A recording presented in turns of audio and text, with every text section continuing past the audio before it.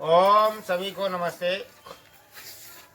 आज दिनांक 8 फरवरी 2026 दिन रविवार, तिथि सप्तमी, 29:01 तक, तत्पश्चात अष्टमी, नक्षत्र स्वाति, पक्ष कृष्ण, फाल्गुन मास, ऋतु शिशिर, सूर्य उत्तरायण, सूर्योदय प्रातः 7:06 पर दिल्ली में और सूर्यास्त 18:07 पर, चंद्रोदय 24:23 पर, षष्ठी संवत 1,96,08,53,126, कलयुगाद 5,126, सक संवत।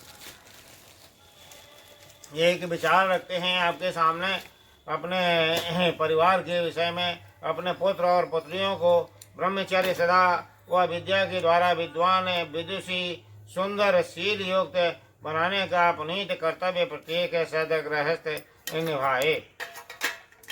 परिवार की पाठशाला में व्यक्ति को सुसंस्कारों की शिक्षा मिलती है। समाज को गौरवान्वित करने वाले मणिमुक्तक भी इसी खदान में से निकलते हैं।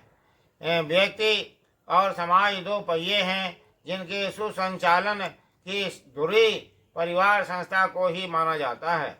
धुरी में गड़बड़ी होने पर प्रगति रथ का आगे बढ़ सकना कठिन है। इस तथ्य को समझा जा सके तो व्यक्ति को समर्थ और समाज को परिष्कृत बनाने की ही तरह परिवारों को भी सुसंस्कृत बनाने की आवश्यकता समझी जा सकेगी। सुसंस्कृत परिवारों का हर सदस्य उसी छोटे घरौंदे में स्वर्गीय सुख, शांति और प्रगति की चेतनात्मक संपदा प्राप्त करता है। संतान के जन्म के पश्चात उसका समुचित पालन पोषण, भोजन, वस्त्र, शिक्षा आदि की व्यवस्था करने का दायित्व भी एक अच्छे गृहस्थ का ही होता है। केवल इतना ही नहीं, बच्चों का चरित्र निर्माण करना भी एक माता पिता का ही कर्तव्य होता है।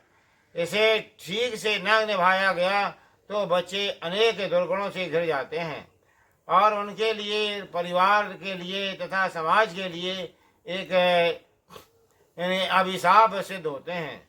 उनको दुर्गुणों से बचाना और सद्गुणों से अभ्यस्त कराना हमारे माता पिता का ही कर्तव्य है।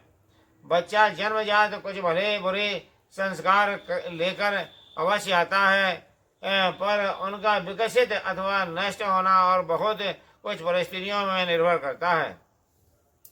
बच्चों के मानसिक विकास का मुख्य आधार माता पिता की मनोभूमि और घर का वातावरण ही होता है।